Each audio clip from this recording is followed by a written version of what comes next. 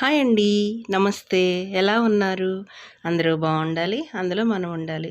ఈరోజు కొబ్బరి పాలతో కొబ్బరన్నం చూపిస్తానండి. అంటే స్వీట్ కాదు ఇది. సేమ్ బిర్యానీ లాగానే ఉంటుంది. కాకపోతే వాటర్ పోయకుండా మనం ఈ కొబ్బరికాయలను పగలగొట్టి ముక్కలు చేసి మిక్సీ వేసుకుని పాలు తీస్తామండి. కొబ్బరి పాలు తెలుసు కదా, చూపిస్తాను. ఈ పాలతో వండుతామండి. అంటే వాటర్ కింద ఈ పాలు లెక్క పోయాలి. ఇవి 2 కాయలండి. ఇట్లా 2 కాయలు ఇవి. ఇది ఊర్లో చెప్తే నమ్మరు. కాయ 30 రూపీస్ పడుతుందండి. ఒక కాయ 30 రూపాయలు పడుతుంది. అయితే కేజీకి ఇంత చిన్న కాయలు అనుకోండి, మీరు 3 కాయలు వేసుకోండి. కేజీకి 3 కాయలు పడతాయండి. నేనైతే కేజీకి కొంచెం తక్కువ చేస్తున్నాను. అంటే కాయలు చిన్నగా ఉన్నాయి కదా, ఒక అర కేజీకి కొంచెం ఎక్కువ, అంటే 3 పావు సేర్లకు అట్లా చేస్తున్నా. కేజీ హాఫ్ కేజీ మీద కొంచెం 3 గ్లాసులు చేస్తున్నా. మీరు కేజీ లెక్క వేసుకోవాలనుకుంటే ఈ సైజు కాయలు అయితే 3 కాయలు వేసుకోండి అండి. 3-4 కాయలు వేసుకుంటే బాగుంటుంది. సరే అండి. ఈ మిక్సీ కొట్టేసినాక కావాల్సిన అల్లము, ఎల్లుల్లిపాయలు మిక్సీ కొట్టినాక పాలు ఎలా తీయాలో చూపిస్తానండి. మేమేండి చిక్కగా ఉన్నాయి. ఇంకా మిగిలినట్లో కూడా ఒక గ్లాసు వాటర్ పోసి అట్టు పెట్టుకోండి. ఎందుకంటే కర్రీలోకి మిగిలితే కొంచెం వైట్గా వచ్చినాయి అనుకో, ఇట్లా మనం నీళ్ళు తక్కువైనా పోసుకోవచ్చు కొబ్బరి అన్నంలో, లేదంటే చికెన్ కర్రీలోనో మటన్ వేసి చేసుకుంటే అది కర్రీలో పోసుకుంటే టేస్ట్గా ఉంటాయండి. వేస్ట్ చేసుకోవద్దు. దీంట్లో కావాల్సినవి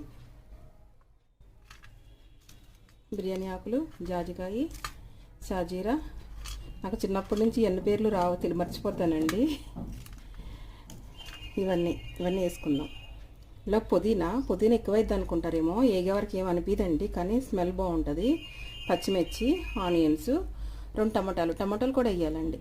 ఇవి కూరకులండి. ఇంత మట్టుకి మనం మిక్సీ పట్టుకున్నప్పుడు కొన్ని పచ్చిమిర్చి వేసుకున్నాం, అందుకే ఇవన్నీ కూడా వేసుకోవద్దండి. కొన్ని కూరలో కూడా వేసుకున్నాం. పచ్చిమిర్చి మామూలుగా వేసుకుంటే బాగుంటాయి కానండి, మా వారితో పళ్ళేమో తిడతారు వస్తే, అందుకే తీసేసి పెడతాను నేను ఆయనకి భోజనం పెట్టేటప్పుడు. ఉందామండి. ఆయిల్ కూడా తక్కువ పోసుకుందాం, ఎందుకంటే కొబ్బరిపాలు ఉన్నాయి కదండి. ఊరికే 2 స్పూన్లు కూడా అవసరం లేదండి, 1 స్పూన్ పోసాను.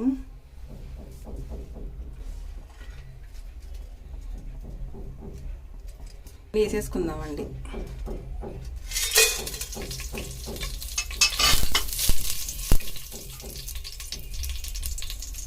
జాజికాయ పౌడర్ కొంచెం దంచేసుకోవాలండి.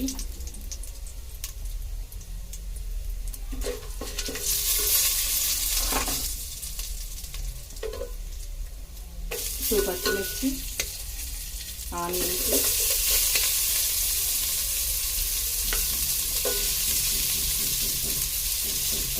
కొత్తిమీర అండి.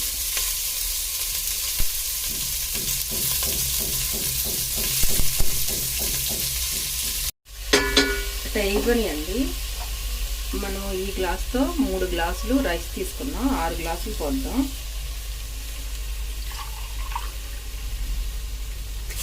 ఒకటి, 2, 3,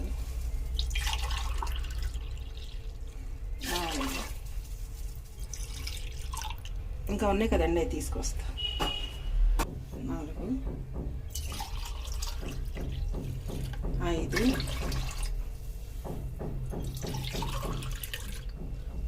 6. కొన్ని బియ్యం కడిగేటప్పుడు వేస్తాం కదండి, సరిపోతే.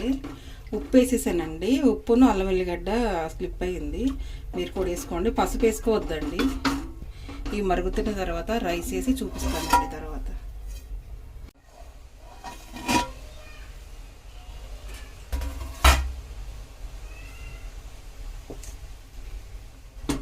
ఇందాక ఒక చిన్న టీ కప్పుడు తక్కువైనాయి కదండి, మనం ఇలా వేస్తాం కదా, సరిపోతాయి.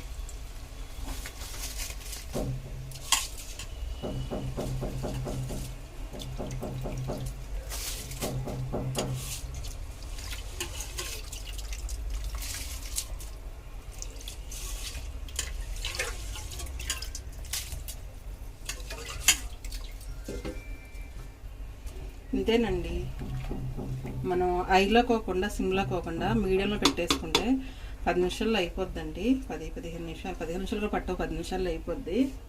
ఈలోగా మనము కొంచెం మసాలాలు తీసుకున్నామండి, అంటే ఒక స్టార్ది ఇలాగా ఉన్నది కొంచెం అది తీసుకుని కొంచెం కచ్చాపచ్చిగా దంచుకున్నాం, పిల్లలు తీస్తారని. అది కూడా వేసేసాను.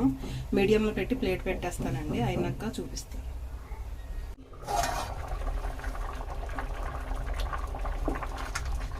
ఇలా ఉందండి. ఇప్పుడు మనం ఆయిల్లో పెట్టుకోకూడదు, సిమ్లో పెట్టేసుకుంటే ఒక 7-5 మినిట్స్లో ఉడికిపోద్దండి. మీడియంలో కూడా పెట్టుకోకుండా మంచిగా మగ్గినట్టు అయిపోతుంది.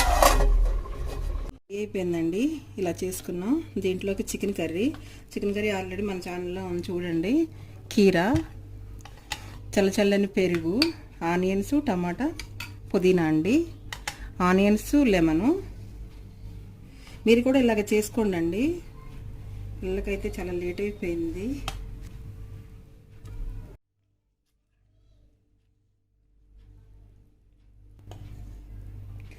టేస్ట్ చూద్దామండి.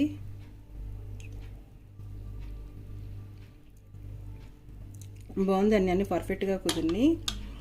ముస్లిం సోదరులందరికీ రంజాన్ శుభాకాంక్షలు అండి.